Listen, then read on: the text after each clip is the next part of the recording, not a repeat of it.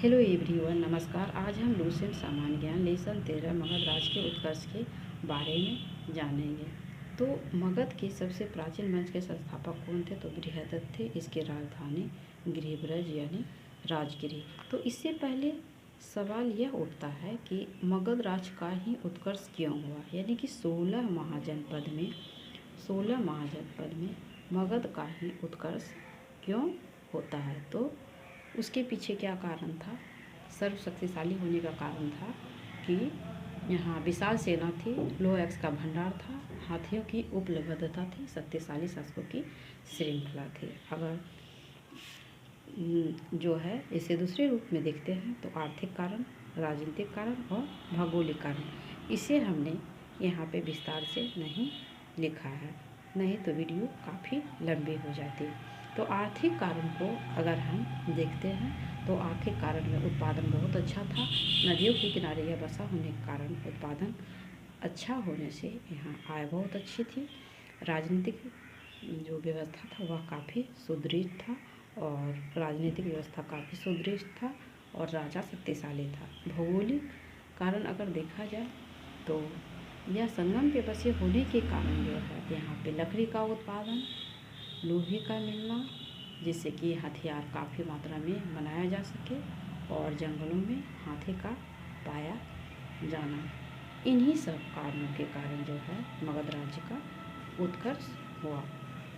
तो अब हम आगे बढ़ेंगे कि मगध राज्य का जो सबसे प्राचीन वंश के संस्थापक थे कौन थे? तो बृहदत्त थे। राजधानी गृहब्रज यानी राजगृह।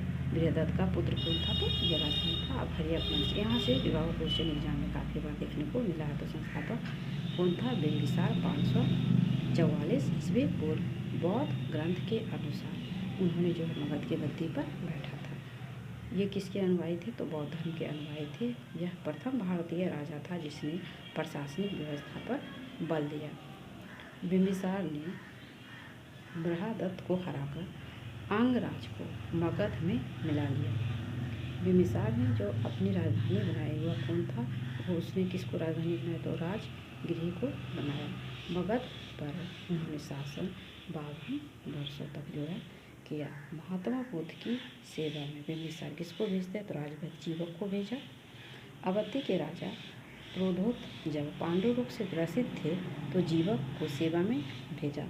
अब बिंबिसार का वैवाहिक संबंध कैसे उन्होंने स्थापित करके अपने साम्राज्य का विस्तार किया, उसके बारे में देखेंगे। तो वैवाहिक संबंध स्थापित कर साम्राज्य का उन्होंने विस्तार किया।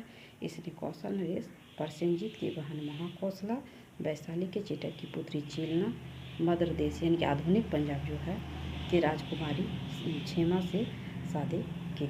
बिंबिसार की हत्या उसके जो पुत्र है अजातशत्रु ने कर दी। आप अजातशत्रु के बारे में जानेंगे। तो अजातशत्रु 493 ईसा पूर्व मगध की गद्दी पे बैठता है। उसके बाद उसका जो उपनाम है वह कुनिक था। प्रारंभ में इन्होंने जैन धर्म का अनुयायी बना और 32 वर्षों तक मगध पर शासन किया। उसके स्वयं मंत्री कौन थे? तो वास्कार थे।